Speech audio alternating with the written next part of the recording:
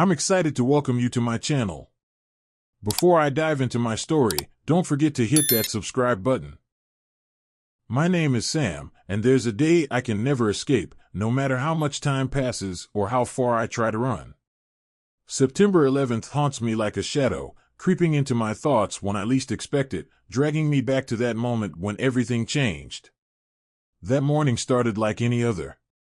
The sky was a brilliant blue, not a cloud in sight, and the city buzzed with the usual energy. I was headed to meet my friend, Mike, near the Twin Towers. We had been planning this for weeks. He had finally gotten his hands on some new fishing gear that I'd been eager to try out. It was supposed to be a simple exchange, just two friends catching up before heading back to our busy lives. I remember the smile on Mike's face as we met up, the way he patted the fishing rod case like it was a treasure he couldn't wait to share. We chatted for a few minutes, laughing about the weekend fishing trips we had planned, oblivious to the horror that was about to unfold. Suddenly, there was a loud roar above us, the kind of sound that makes your heart skip a beat. I glanced up, expecting to see a plane on its way to land at one of the nearby airports. But something felt off. This was no ordinary flight.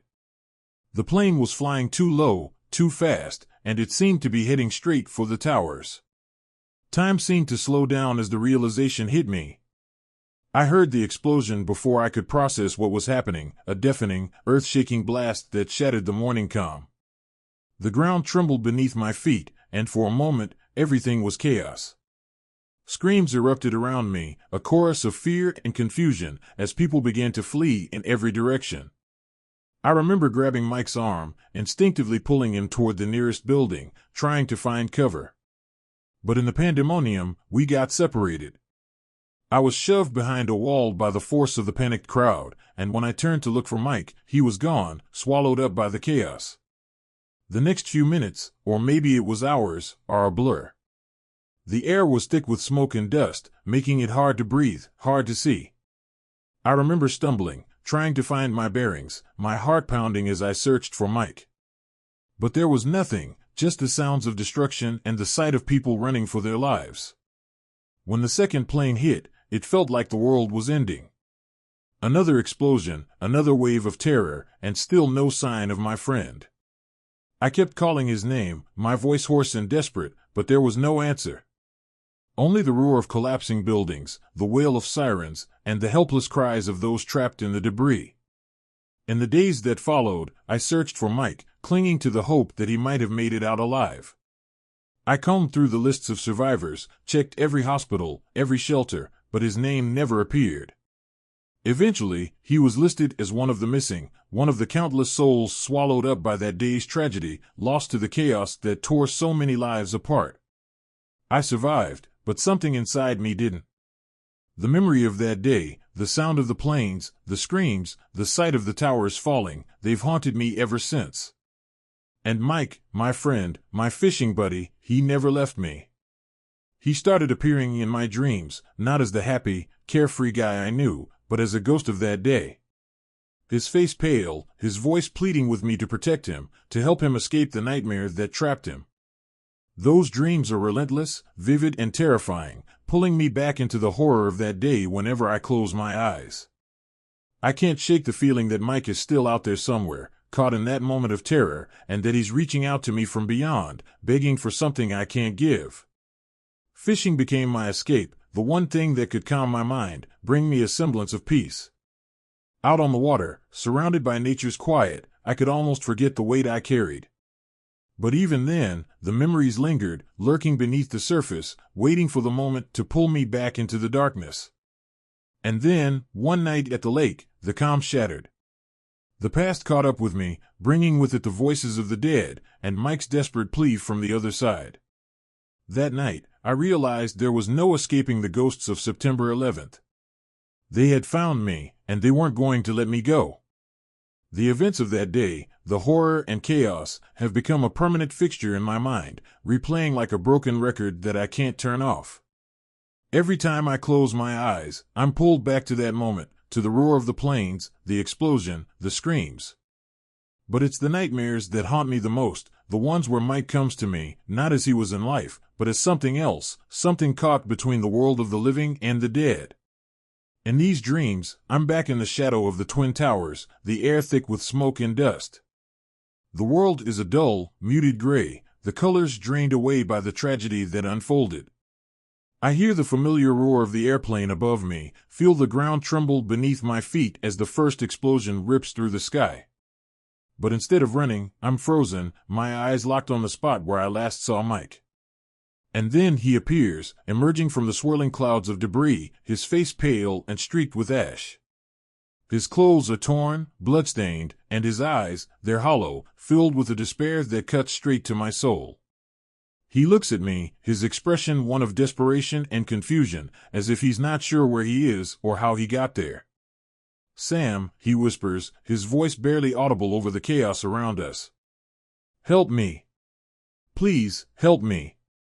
In the dream, I try to move, try to reach out to him, but I'm paralyzed, rooted to the spot by a terror that I can't shake. Mike's voice grows louder, more urgent, as he steps closer, his hand outstretched toward me. "Sam, I'm trapped. You have to get me out of here." But no matter how hard I try, I can't move.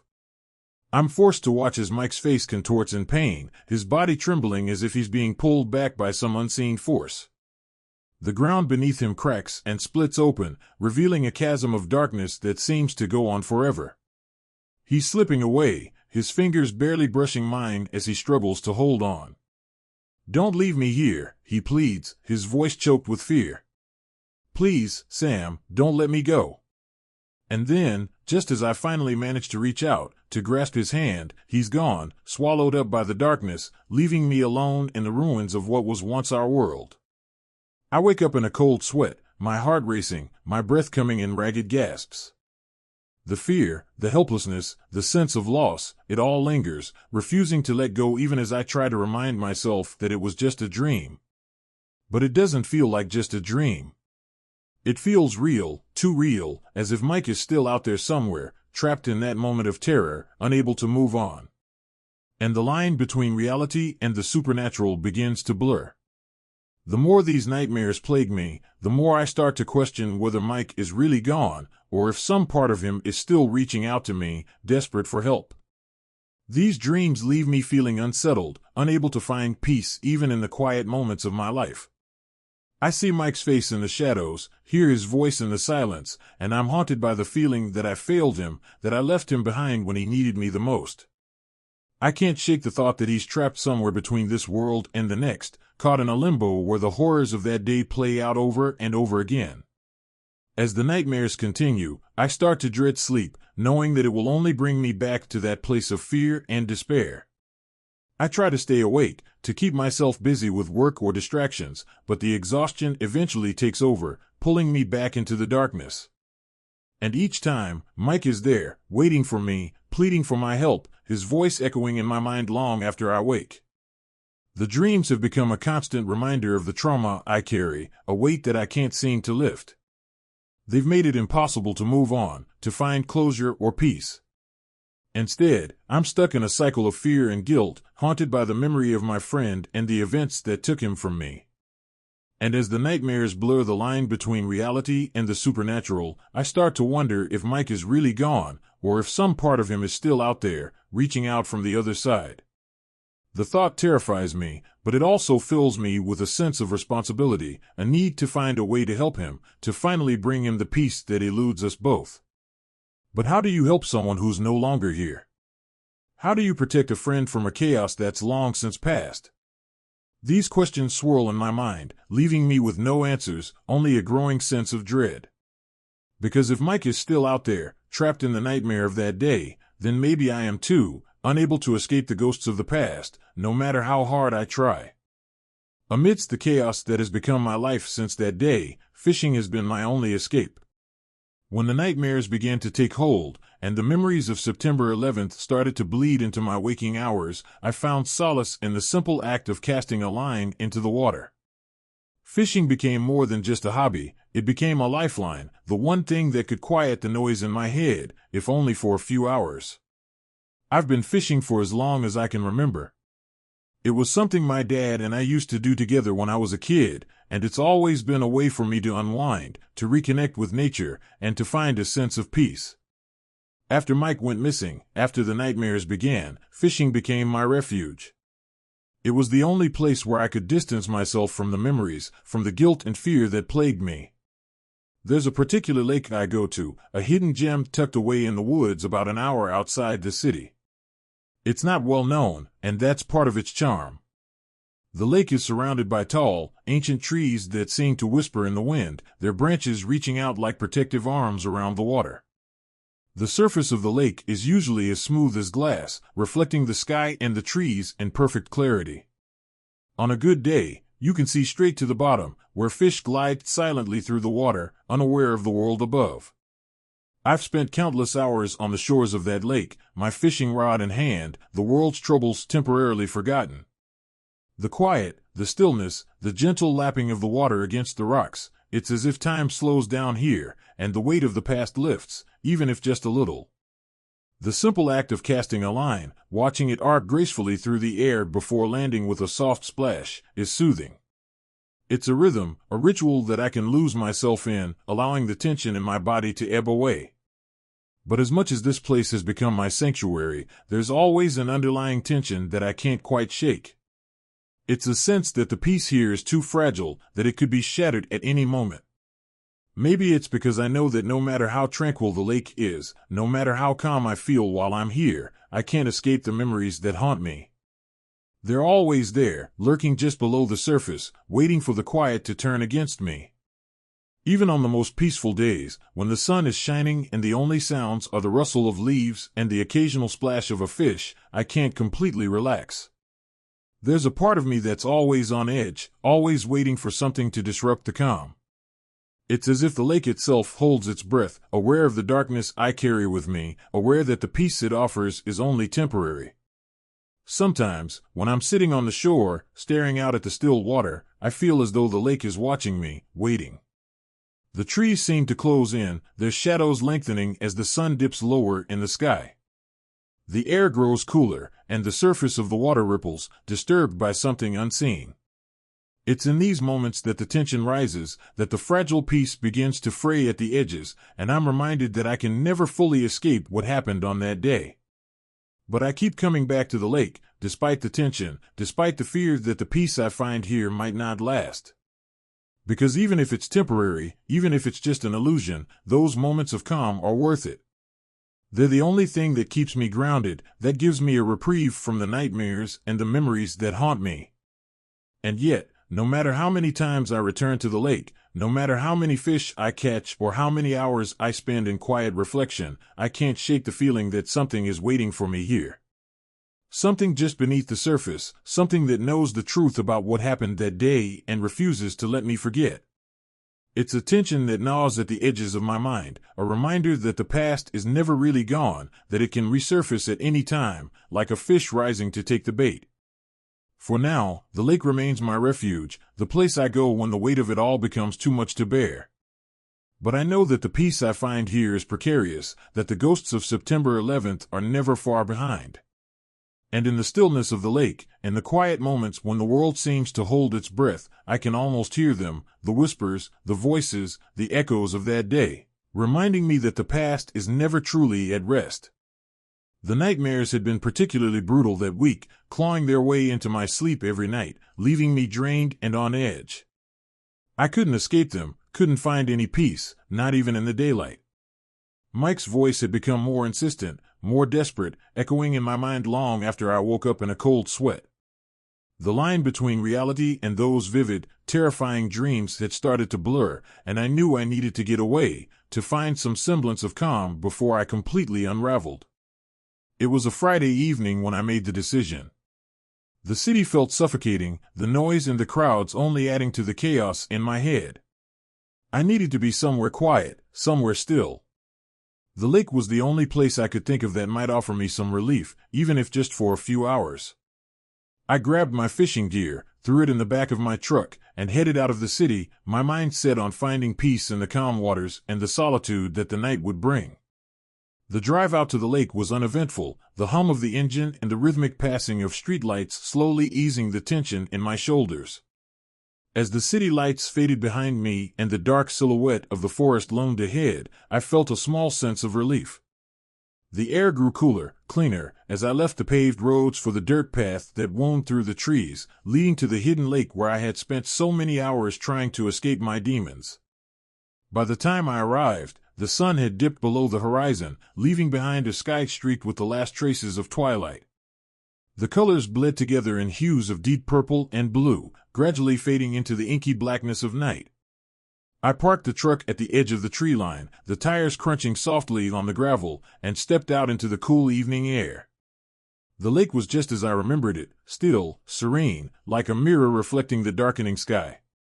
The water was so calm that it looked like glass, undisturbed by even the slightest breeze. The tall trees that surrounded the lake stood like silent sentinels, their branches barely swaying in the night air. There was a quietness here that was almost unnerving, a profound stillness that seemed to swallow up every sound. I took a deep breath, letting the cool air fill my lungs, and for a moment, I felt that familiar sense of calm begin to settle over me. The nightmares seemed distant here, the memories of that day pushed to the edges of my mind by the tranquility of the surroundings. I grabbed my gear from the truck and made my way to the shore, the path illuminated only by the faint light of the moon peeking through the canopy of trees. As I reached the water's edge, I paused to take it all in, the deep shadows cast by the trees, the soft rustling of leaves in the gentle breeze, the faint ripple of water lapping against the rocks. The lake was shrouded in darkness now, the only light coming from the stars above and the thin crescent of the moon reflected in the still water. It was as if the world had fallen asleep, leaving me alone in this secluded corner of the earth. I set up my gear, my movements slow and deliberate, trying to savor the stillness, the peace that I had come here to find. The night was perfect for fishing, cool and quiet, with no signs of a storm or disturbance. I cast my line into the lake, the sound of the lure hitting the water barely a whisper in the vast silence. But as I sat there, waiting for a bite, the eerie sense of solitude began to creep in. The stillness that had initially comforted me now felt oppressive, as if the night was holding its breath, waiting for something to happen. The darkness around me seemed deeper, more impenetrable, and the shadows cast by the trees stretched long and thin across the ground, twisting into shapes that my mind struggled to ignore. There was no wind, no rustling of the branches, just the steady beat of my heart in the silence. The only sound was the occasional plop of a fish surfacing, then quickly disappearing beneath the water again. The night seemed to stretch on endlessly, the minutes ticking by with agonizing slowness. I couldn't shake the feeling that I wasn't alone, that something, or someone, was out there in the darkness, watching me. As the hours passed, the unease grew stronger. The peaceful solitude I had sought was slipping away, replaced by a sense of foreboding that I couldn't quite explain. The lake, which had always been my refuge, now felt like a place of waiting, of anticipation, as if it was holding on to a secret it was reluctant to reveal. I tried to focus on the rhythm of fishing, on the steady, repetitive motion of casting and reeling, but my thoughts kept drifting back to the nightmares, to Mike's voice, and to the dark memories that haunted me. The stillness of the night seemed to amplify those thoughts, making it harder to push them away. The air grew colder as the night wore on, and the stars overhead seemed to dim, their light swallowed by the encroaching darkness. The moon dipped lower in the sky, casting long shadows across the water. It was then that I began to hear it, a faint sound, almost too soft to notice at first, like the distant crackling of branches in the forest. I stopped reeling, my body tensing as I strained to listen. The sound came again, closer this time, as if something, or someone, was moving through the trees. It was followed by a silence so deep that I could hear my own heartbeat, the blood pounding in my ears. I turned around, my eyes scanning the darkened tree line, but there was nothing, only the endless stretch of shadows and the vague shapes of the trees in the gloom. But the feeling of being watched persisted, a prickling at the back of my neck that refused to go away. The night had grown colder, the air thick with a sense of anticipation, as if something was about to break the stillness. The solitude that I had once sought now felt oppressive, suffocating, as if the darkness was pressing in on me from all sides. I tried to shake off the unease, telling myself it was just my imagination, that I was letting the night get to me. But the tension in the air was palpable, and I couldn't ignore the feeling that something was out there, something that didn't belong. As I sat there, the quietness of the night no longer felt like a refuge. It felt like a warning, a sign that the peace I had come to find was about to be shattered. And in the silence that followed, I realized that the darkness around me was no longer just a backdrop for the night. It was something alive, something waiting. Whatever calm I had hoped to find here was slipping away, replaced by a growing sense of dread. And as I stared out at the still waters of the lake, I couldn't shake the feeling that the night wasn't done with me yet, that it had more in store, something that I wasn't prepared to face. I sat by the edge of the lake, the fishing rod held loosely in my hands, the line trailing silently in the water. The night had deepened, wrapping the world in a thick blanket of darkness. The stillness that had initially calmed me was now pressing in from all sides, heavy and suffocating. The usual comfort I found in the solitude of the lake was slipping away, replaced by a growing unease that I couldn't shake. I tried to focus on the rhythmic motion of fishing, the familiar comfort of casting and reeling. But the tension in the air was impossible to ignore. My mind kept drifting, my thoughts circling back to the nightmares, to Mike's voice, and the horrors that haunted me. The silence around me was no longer peaceful, it felt charged, as if the night itself was holding its breath, waiting for something to happen. Then, out of the quiet, I heard it, a sharp, splintering sound that echoed through the trees. It was the sound of wood cracking, like a branch being snapped in two. I froze, my heart lurching in my chest. The sound had come from the forest, just behind me, where the darkness was thickest, where the shadows twisted and swayed like something alive. I turned my head slowly, peering into the inky blackness, but I couldn't see anything beyond the faint outline of the trees. The forest was a wall of darkness, impenetrable, and for a moment, everything was silent again, as if the night had swallowed the sound whole. I tried to tell myself it was nothing, a deer, maybe, or a raccoon moving through the underbrush. But the hairs on the back of my neck stood on end, a primal instinct warning me that something wasn't right. The air had grown colder, the stillness of the night suddenly feeling oppressive, as if the very atmosphere was conspiring to keep me pinned to this spot. Then I heard it again, another crack, closer this time, followed by the unmistakable sound of footsteps. Slow, deliberate, heavy. They were coming from the forest, from the darkness just beyond the reach of the moonlight. My breath caught in my throat as I strained to listen, every nerve in my body on edge. The footsteps stopped, and for a moment, there was nothing but the pounding of my own heartbeat. I wanted to turn around, to look behind me, but fear rooted me to the spot. I could feel it now, a presence, something out there in the darkness, watching me. The feeling of being observed was overwhelming, a prickling sensation that crawled up my spine and settled like a weight on my shoulders. The lake, once my refuge, now felt like a trap. The calm waters that had always brought me peace were now a sinister mirror, reflecting the darkness that surrounded me.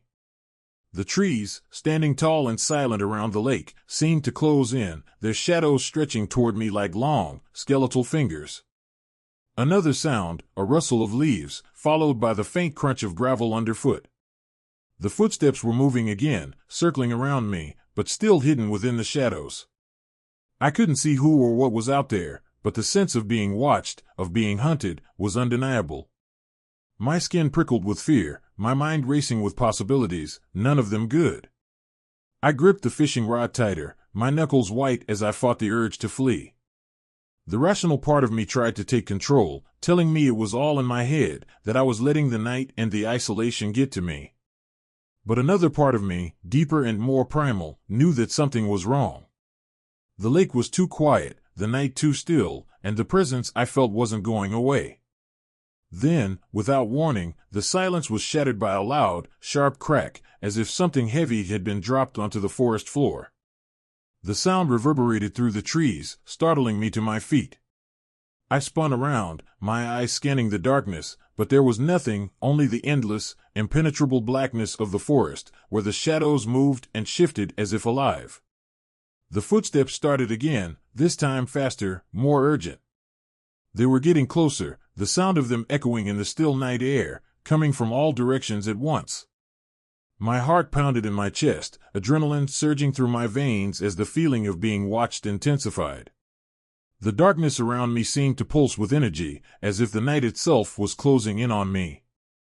I backed away from the water's edge, my breath coming in short, shallow gasps.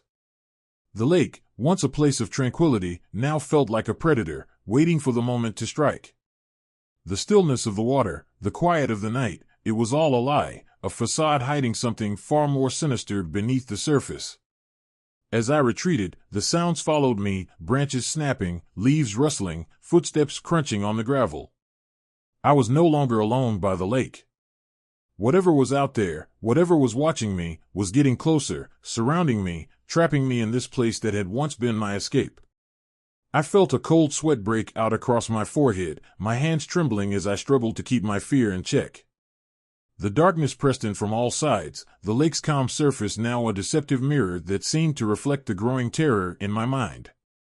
The stillness, the peace I had come here to find, had been replaced by a creeping dread, a sense that I was no longer welcome here, that this place, once my sanctuary, had turned against me. And then, just as suddenly as it had begun, the sound stopped. The footsteps ceased, the cracking of branches faded away, and the night returned to its eerie, oppressive silence.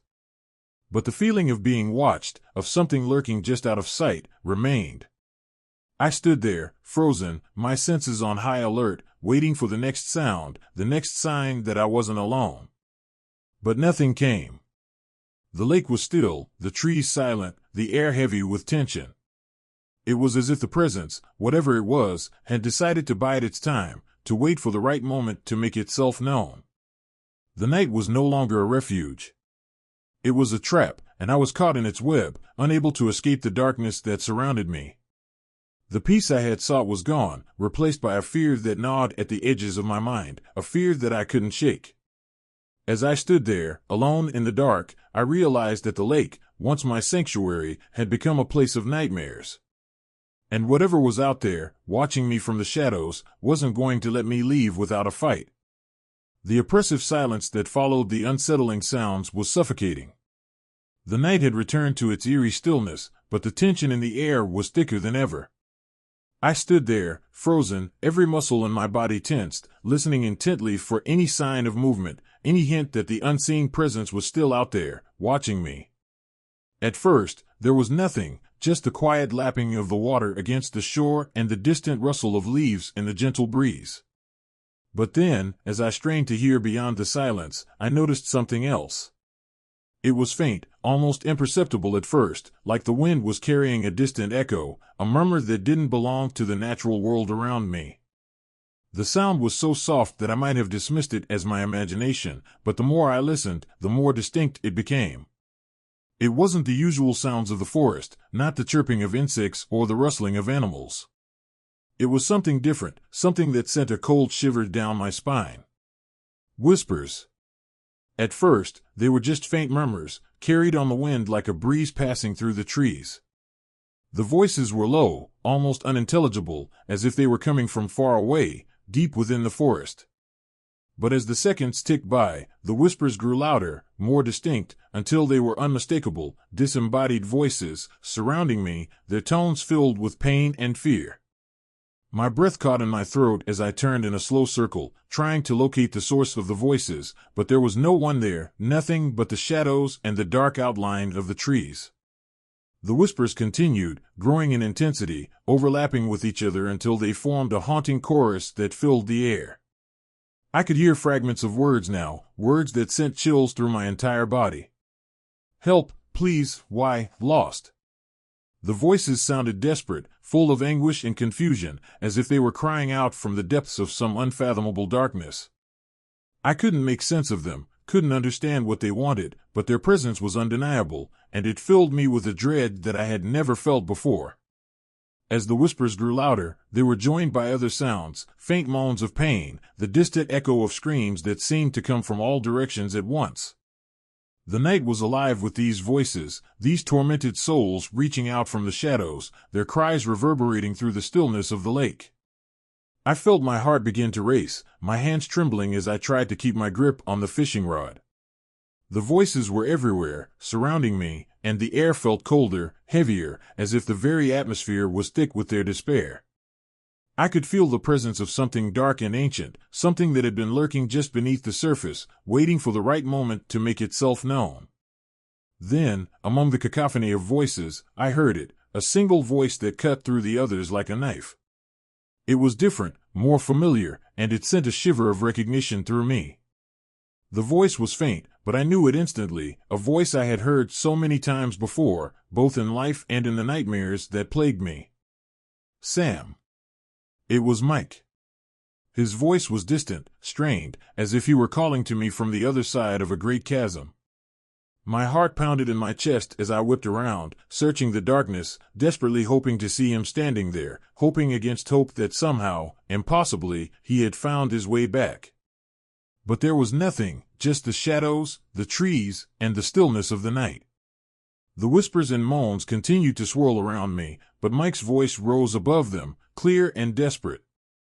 Sam, help me. The plea was filled with so much pain, so much fear, that it nearly brought me to my knees.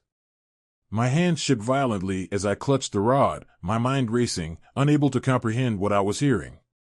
This couldn't be real. Mike was gone, lost on that terrible day, his body never found. But his voice was here, echoing through the night, pleading for my help. Please, Sam, don't leave me. The anguish in his voice was unbearable, a sound that tore at my heart. It was the same voice I had heard in my nightmares, the voice that begged me to protect him, to save him from the chaos that had swallowed him whole. But this time, it was different. This wasn't a dream, wasn't a figment of my imagination. It was real, or at least it felt real, and the terror that gripped me was all too tangible. I stumbled backward, my breath coming in ragged gasps, my mind spinning with fear and confusion. The darkness around me seemed to close in, the voices growing louder, more insistent. They were no longer just whispers, they were screams, cries of pain and desperation, filling the air, suffocating me with their intensity. Sam, please, don't let me go. Mike's voice cut through the chaos again, louder this time, more desperate. It was as if he were standing right next to me, his voice trembling with fear, begging me to save him from whatever horrors he was facing. But I didn't know how, I didn't know what to do. Tears blurred my vision as I fought to make sense of the impossible. My friend, who had been lost to me for so long, was reaching out from the other side, trapped in a nightmare that he couldn't escape. And the guilt that had haunted me for years surged to the surface, the feeling that I had failed him, that I had left him behind when he needed me the most. The voices around me swirled in a frenzy, the air thick with their torment, and Mike's pleas grew more frantic, more urgent. Sam, help me, please, don't leave me here. His voice cracked with desperation, and in that moment, I felt a surge of helplessness so overwhelming that it nearly brought me to my knees. I wanted to help him, wanted to reach out and pull him back from the darkness, but I didn't know how. I was powerless, lost in a nightmare that I couldn't wake up from. The darkness pressed in from all sides, the shadows deepening, and the voices grew louder, more anguished, as if they were closing in on me. Mike's voice was the loudest of all, echoing in my mind, filling me with a terror that I couldn't escape. And then, just as suddenly as it had begun, the voices stopped. The night fell silent once more, the oppressive stillness returning. The air was thick with tension, the echoes of those voices lingering in the back of my mind, but they were gone, leaving me alone in the darkness, trembling and shaken. But Mike's voice, his plea for help, stayed with me, reverberating in my soul. I knew then that I couldn't ignore it, couldn't dismiss it as just another nightmare. Something had reached out to me from beyond, something that wasn't finished with me yet. And whatever it was, it had drawn me to this lake for a reason, one that I was terrified to discover. I stood there, rooted to the spot, the darkness pressing in around me as Mike's voice echoed through the night. My mind reeled with shock and disbelief, trying to process what I had just heard. It couldn't be real. It couldn't be. Mike was gone, lost in the chaos of that terrible day, and yet here I was, hearing his voice, desperate, pleading, calling out to me as if he were standing right beside me. Fear gripped me, cold and unrelenting, as I strained to listen, hoping, praying, that it was just my imagination, a trick of the wind, or a cruel manifestation of my grief. But the more I tried to rationalize it, the more real it became. The voice was unmistakably his, full of the same warmth, the same familiar cadence I had heard 1,000 times before, now twisted by fear and desperation. "Sam, help me." The words hung in the air, heavy with anguish, and I felt a chill run down my spine. My breath came in short, ragged gasps as I struggled to comprehend the impossible. How could this be happening? How could Mike be reaching out to me from beyond the grave, from the place where he had been lost all those years ago? I shook my head, trying to clear the fog of terror that clouded my thoughts. This had to be some kind of mistake, some cruel trick my mind was playing on me. I had been under so much stress, plagued by nightmares and guilt, it was only natural that my mind would conjure up something like this. But deep down, in the part of me that still believed in the unexplainable, I knew that this was more than just a hallucination. Mike was out there, somewhere in the dark, and he was reaching out to me. "Please, Sam, don't leave me." His voice cracked with emotion, the sound of it nearly bringing me to my knees. I wanted to shout, to tell him I was here, that I hadn't left him, but the words stuck in my throat. Fear and confusion battled within me, a part of me desperate to believe that this was real, that Mike was somehow alive, while another part screamed at me to run, to get away from whatever malevolent force was toying with my sanity. The voices around me began to swell, growing louder and more insistent.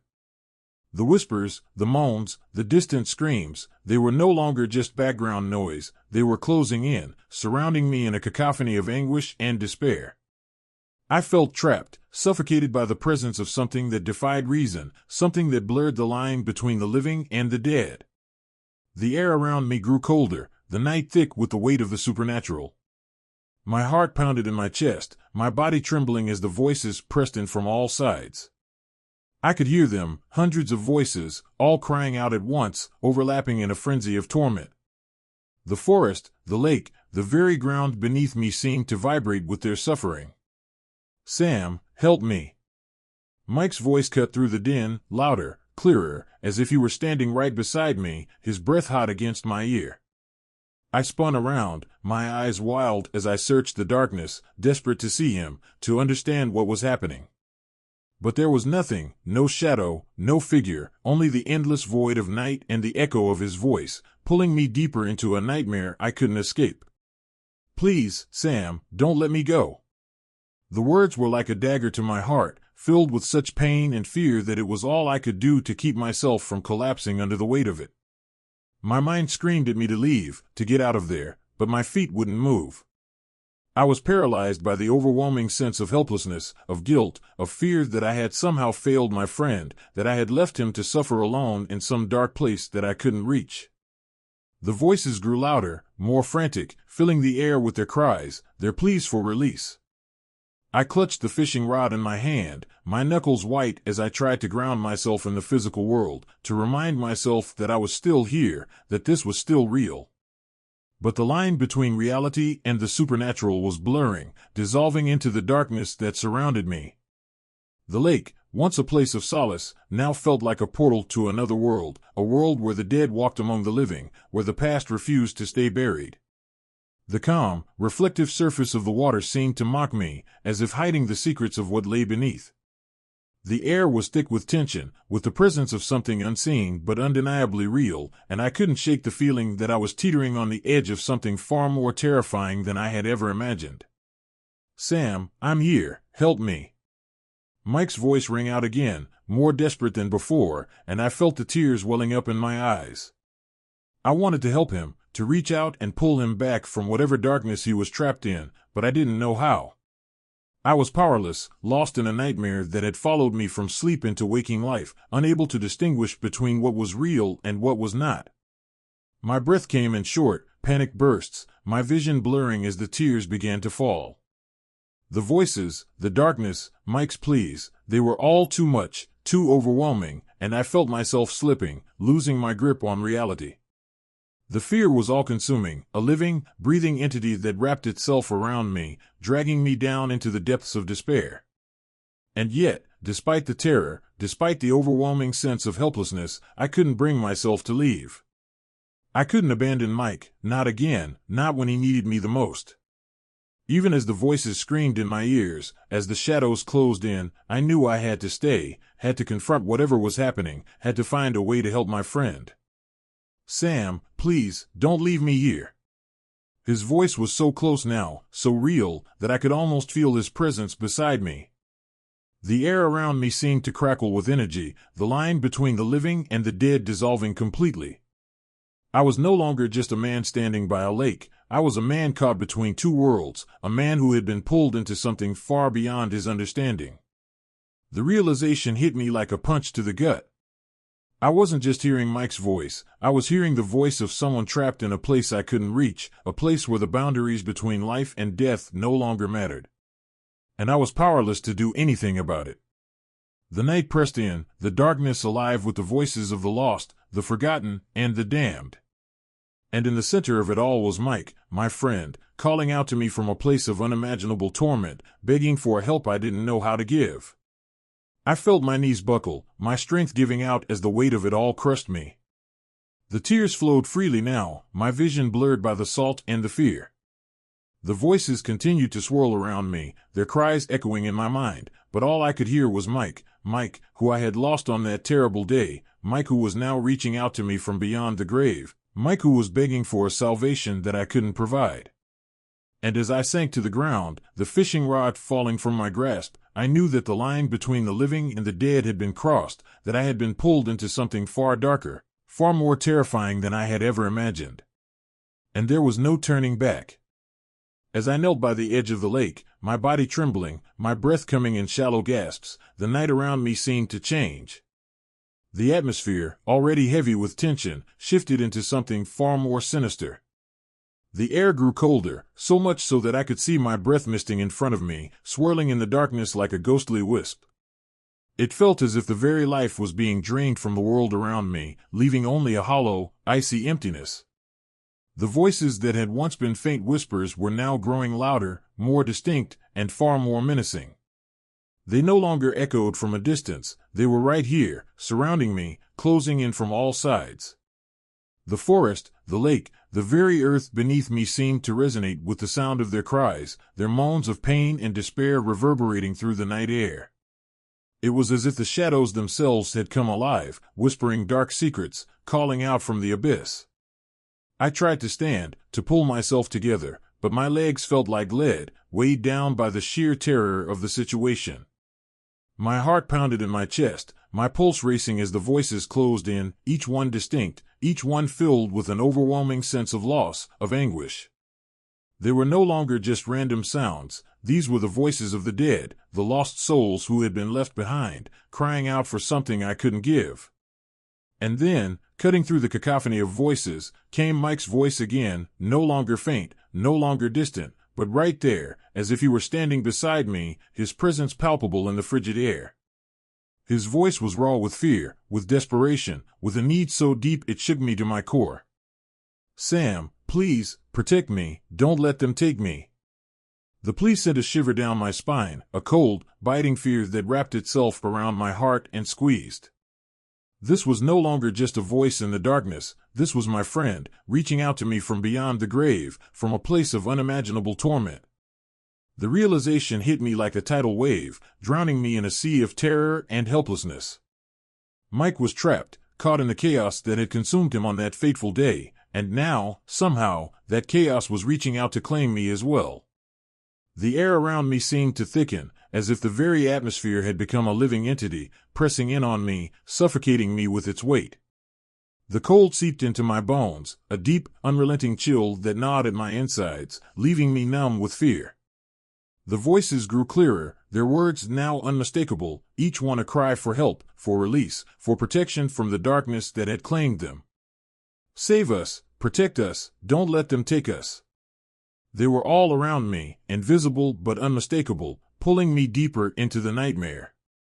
The darkness that had once been a refuge now felt like a living thing, a malevolent force that was closing in, trapping me in its grip.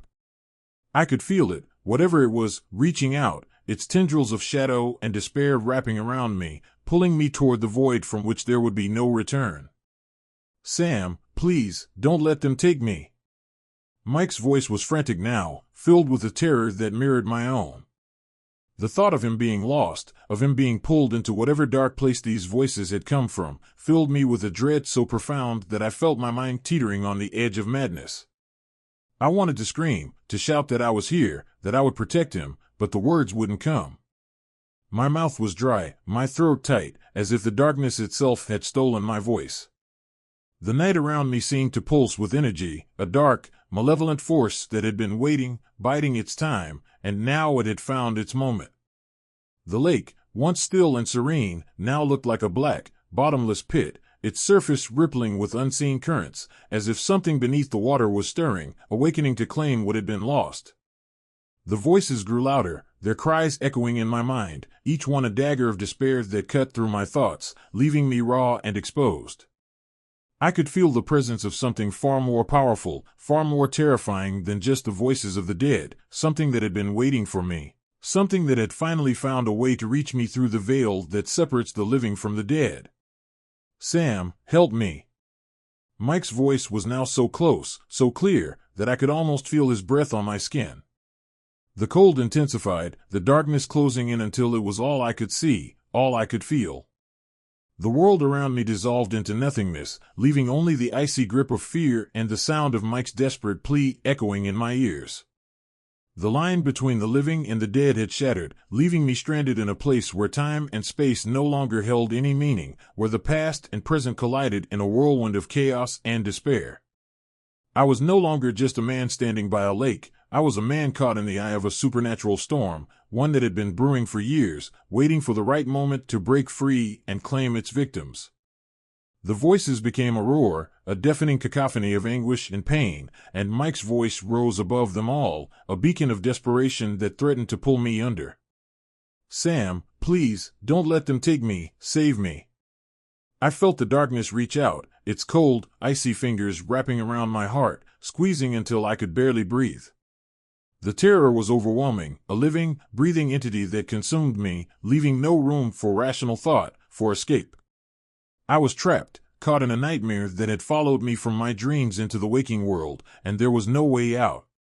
The night had turned against me, the darkness alive with the cries of the dead, and I was powerless to stop it. I could feel myself slipping, the world around me fading into a blur of shadows and fear. Mike's voice was the only thing that remained clear, his desperate plea the only sound that cut through the chaos. "Sam, protect me, don't leave me." The weight of it all crushed me, and I fell to my knees, my body shaking with fear and cold. I wanted to help him, to save him from whatever horror had claimed him, but I didn't know how. I was lost, adrift in a sea of despair, and the darkness was closing in, ready to pull me under. And as I knelt there, surrounded by the voices of the dead, by the cold, suffocating darkness, I realized that I was no longer in control. Something from the other side had reached out to me, something that had been waiting in the shadows, biding its time. It had found me, and now it was pulling me into the chaos that haunted my nightmares, into the void where Mike was trapped, begging for my protection. The line between the living and the dead had blurred, and I was caught in the middle, powerless to resist, powerless to escape. The darkness had claimed me, and there was no turning back. Panic surged through me like a tidal wave as the reality of my situation hit home. I had to get out of here, away from the lake, away from the voices, away from the overwhelming presence that threatened to consume me. My heart pounded in my chest, every instinct screaming at me to run, to flee from the nightmare that had taken hold of the night. With trembling hands, I reached for my fishing rod, fumbling as I tried to reel in the line. But my fingers were numb, clumsy with fear, and the rod slipped from my grasp, falling to the ground with a dull thud.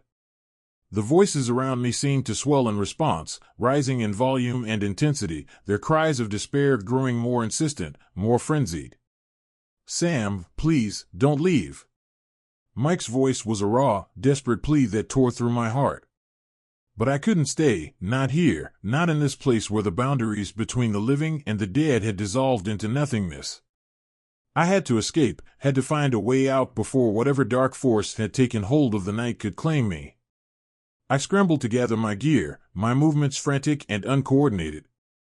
The air around me was thick with cold, the temperature plummeting as if the very life was being drained from the world. The shadows seemed to pulse with energy, the darkness alive with the cries of the dead, their voices pressing in from all sides, surrounding me, suffocating me. "Don't leave us, save us, protect us." The words came from everywhere and nowhere, echoing through the trees, reverberating off the surface of the lake, filling the air with a palpable sense of dread. I could feel the presence of something, no, many things, drawing closer, converging on me, their collective anguish and despair forming a suffocating blanket that threatened to smother me. I managed to shove my gear into my bag, my hands shaking so badly that I nearly dropped everything again. The cold had seeped into my bones, my breath coming in ragged gasps that formed clouds of mist in the frigid air. I had never felt so afraid, so utterly powerless, as I did in that moment. The night had turned against me, and I could feel the malevolent force that had been lurking in the shadows waiting for its chance to strike. "Please, don't let them take us." Mike's voice was louder now, more insistent, cutting through the cacophony of other voices like a blade. I could almost feel his presence beside me, as if he were reaching out, trying to grab hold of me, trying to pull me into the darkness with him. The thought sent a fresh wave of terror through me, and I yanked the straps of my bag over my shoulder, forcing myself to my feet. I had to move. I had to get to the truck, to the safety of the cabin, to anywhere but here. But as I turned to leave, something stopped me, a force, invisible but undeniable, that seemed to wrap around my legs, my arms, holding me in place, preventing me from taking even a single step forward. It was as if the very earth beneath me had come alive, rooting me to the spot, refusing to let me go. The voices grew louder, their cries merging into a single, overwhelming roar that pounded in my ears, drowning out my own thoughts, my own desperate attempts to rationalize what was happening. The cold intensified, the air thick with a sense of foreboding that pressed down on me like a weight, squeezing the breath from my lungs. "Sam, you can't leave, you have to help us." The voice, so full of desperation, so full of fear, was unmistakably Mike's. I turned my head, my eyes scanning the darkness, searching for any sign of him, for any glimpse of the friend I had lost so many years ago. But there was nothing, only the shadows, the trees, and the endless, suffocating darkness that surrounded me. I tried to move again, to break free from whatever force was holding me captive, but it was no use. The more I struggled, the tighter the grip became, as if the very air around me had solidified, trapping me in a vice that I couldn't escape. My breath came in short, panicked bursts, my heart hammering in my chest as I realized that I was completely, utterly trapped. The voices began to change, their tone shifting from pleading to something darker, more insidious. The words twisted and warped, becoming more frantic, more demanding, as if the spirits were losing patience, their desperation turning to anger. "You can't leave us, you won't leave us." The shadows around me seemed to shift, to move closer, as if they were closing in, tightening the circle around me. The cold was unbearable now, a deep, bone-chilling freeze that left me trembling, my teeth chattering as I fought against the overwhelming fear that threatened to swallow me whole. I could feel the presence of something far more powerful, far more terrifying than just the voices of the dead, something that had been waiting for this moment, waiting for me to come to this place, to this lake, where the veil between the living and the dead was so thin, so fragile. "Sam, don't leave us, you have to stay." Mike's voice, once so familiar and comforting, now felt like a noose tightening around my neck. The sense of helplessness was suffocating, the fear all-consuming. I couldn't move, couldn't escape, couldn't even breathe without feeling the weight of the spirits pressing down on me, their collective anguish and torment converging on me like a storm. I tried to scream, to cry out for help, but the words caught in my throat, the sound strangled by the darkness that had taken hold of the night.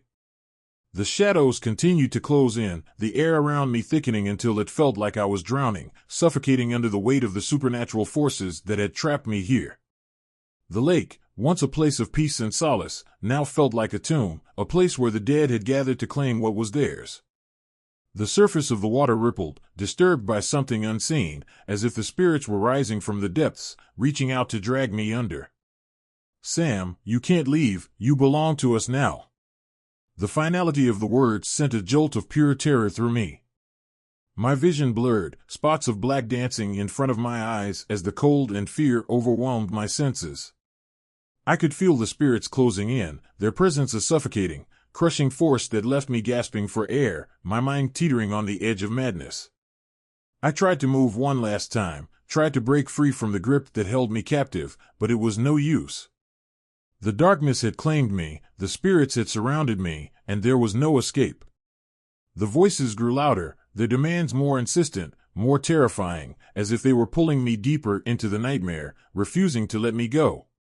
And then, as the last shred of hope slipped away, as the cold and fear threatened to pull me under, I realized the horrifying truth. I was no longer just a man standing by a lake. I was a man caught between two worlds, a man who had been claimed by the spirits of the dead, who had been pulled into the chaos that haunted my nightmares. And there was no escape. The voices surged around me, a cacophony of anguish and despair that pressed in from all sides, suffocating me under their weight. The cold had seeped into my very soul, leaving me numb and shaking, my breath coming in ragged, panicked gasps. I knew I had to do something, anything, to break free from the grip of the spirits that had trapped me at the lake. But as I stood there, paralyzed by fear and the overwhelming presence of the supernatural, one thought cut through the chaos, clear and undeniable. Mike. His voice had been the strongest, the most desperate, rising above the others, pulling me deeper into this nightmare. He was here, trapped somewhere in the darkness, pleading for my help, my protection. And despite the terror that threatened to tear me apart, I knew I couldn't leave him, not again. Not after all these years of guilt and grief, of nightmares that refused to let me forget. I had to try to reach him, to offer him some kind of peace, even if it meant confronting the horror that had claimed him. I forced myself to move, my limbs heavy with dread, as I turned toward the direction where Mike's voice had seemed to come from. The shadows shifted and twisted, the air thick with the presence of the dead, but I pushed through, driven by a need that went beyond fear, a need to finally face what I had been running from for so long. Mike, I called out, my voice trembling, barely audible over the din of the other voices. Mike, I'm here. Where are you? For a moment, the voices seemed to falter, the chaos around me pausing as if in recognition of the name I had spoken. And then, through the darkness, I saw him, his figure emerging from the shadows, pale and ghostly, his eyes hollow with the same fear that had haunted my dreams. Sam, his voice was a whisper now, raw and broken. You came. I knew you'd come. My heart clenched at the sight of him, at the pain etched into his features, the sorrow that clung to him like a shroud. He was no longer the friend I had known, the vibrant, joyful Mike who had shared so many good times with me. He was something else now, something caught between this world and the next, trapped in a nightmare that he couldn't escape. I took a shaky step toward him, my hands outstretched, as if I could somehow reach him, pull him back from the brink. Mike. I'm so sorry. I'm so sorry I couldn't save you. He shook his head, a tear slipping down his translucent cheek, his form flickering like a candle in the wind. It's not your fault, Sam. I never blamed you, but I can't.